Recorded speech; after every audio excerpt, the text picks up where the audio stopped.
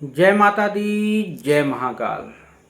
मैं राजगुरु जी महाविद्या आश्रम में आज एक बार फिर आप सभी का स्वागत करता हूं। आज हम बात करेंगे अनुरागणी यक्षिणी के बारे में। यह साधना पूर्णतः सात्विक साधना है। समस्त यक्ष और यक्षिणी महादेव और माँ उमा के उपासक होते हैं, जिसे उमा का मतलब गौरी या पार्वती कहते, आदिशक्ति जिसे कहते, उनके ही उपासक होते हैं। यक्षिणी यदि सिद्ध हो जाए तो साधक के ऊपर आने वाली समस्त प्रकार की आफत है, परेशानियां हैं, दिक्कतें हैं, तंत्र बाधा है, यंत्र बाधा है, ग्रह बाधा, दोष बाधा, लक्ष्मी से संबंधित प्रॉब्लम हो, उन सब को वो दूर कर देती है।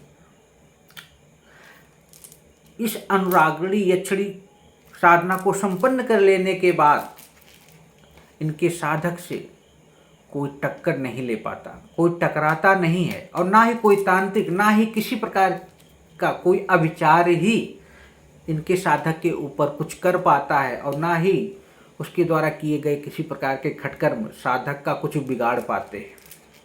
यक्षिणी साधना से व्यक्ति स्वयं के साथ और सामने आने वाले व्यक्ति के साथ क्या घट रही है, क्या घटनाएं घटेंगी और क्या उसके साथ अच्छा या बुरा हो रहा है, ये सब जान लेता है, जान सकता है। एक प्रकार से कहा जाए कि इस साधना को करने के बाद साधक त्रिकालदर्शी हो जाता है। भूत भविष्य वर्तमान की घटने वाली घटनाएं स्वयं ही टेलीविजन की तरह उसके सामने प्रकट होने लगती हैं। और इस यक्षिणी की साधना करने से स्वाभाविक है कि साधक के अंदर वशीकरण, सम्मोहन आने लगता है, या उस शक्ति का ये स्वयं साधक केंद्र बन जाता है। यह देवी यदि मेहरबान हो जाएं तो साधक को गड़ा हुआ खजाना स्वयं ही दिखाई देने लगता है। और यदि साधक खजाने को की शक्ति को नियंत्रित करने की कला जानता हो, पाताल भैरवी का साधक हो, तो वह खजाना निकाल भी सकता है। यह यक्षिणी और अन्य यक्षिणियों से भी अद्भुत हैं। अन्य यक्षिणी भी हर तरह के भूत प्रेत खबीस का इलाज चुटकियों में कर सकती हैं, और ये भी स्वयं कर सकती है। यह एक प्रत्यक्षीकरण साधना प्रयोग है। ये प्रत्यक्ष दर्शन बहुत कम देती है। हाँ, अगर साधक उच्च क्लास का साधना कर रहा है, समर्पण, आस्था, विश्वास, श्रद्धा उसकी मजबूत है, तो यह साधक को प्रत्यक्षीकरण भी हो जाता है और साधक उसका दर्शन भी कर लेता है।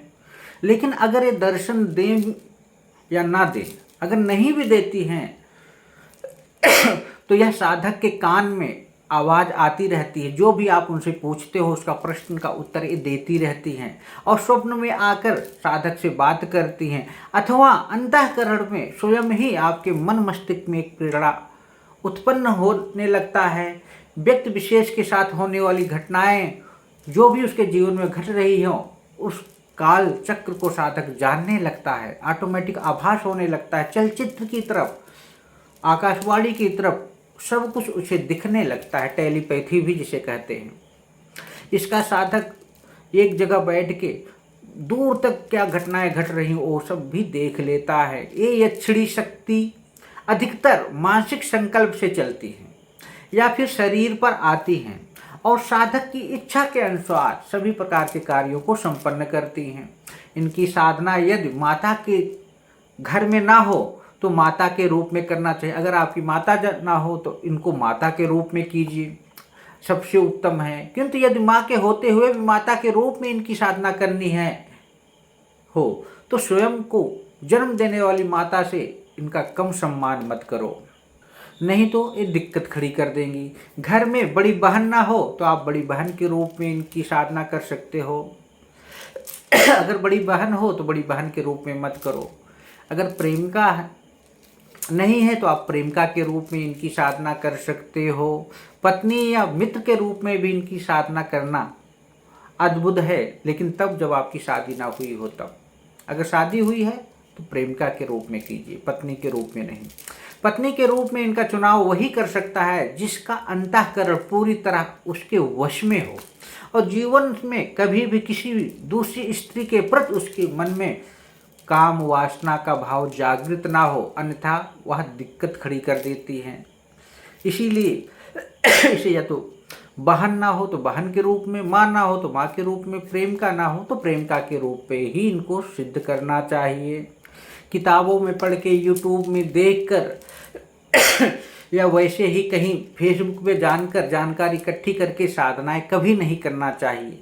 साधनाएं किसी योग्य गुरु के मार्गदर्शन में, उससे इजाजत लेके, उससे सोच के समझ के, यंत्र माला गुटका को प्राप्त करके ही साधनाएं संपन्न करनी चाहिए, वरना दिक्कतें क्रिएट हो जाती हैं।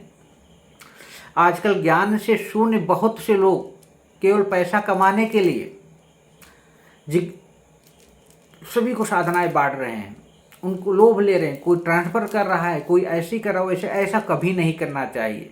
सिद्ध ना हो तो कोई भी बात नहीं, सिर्फ पैसा गया। किंतु यदि साधक बहुत अधिक परिश्रमी हो और साधना सिद्ध के कागार पे भी ना पहुंच पाए और साधना न करा पा रहा हो सामने वाला, तो वो भी दिक्कत होती है।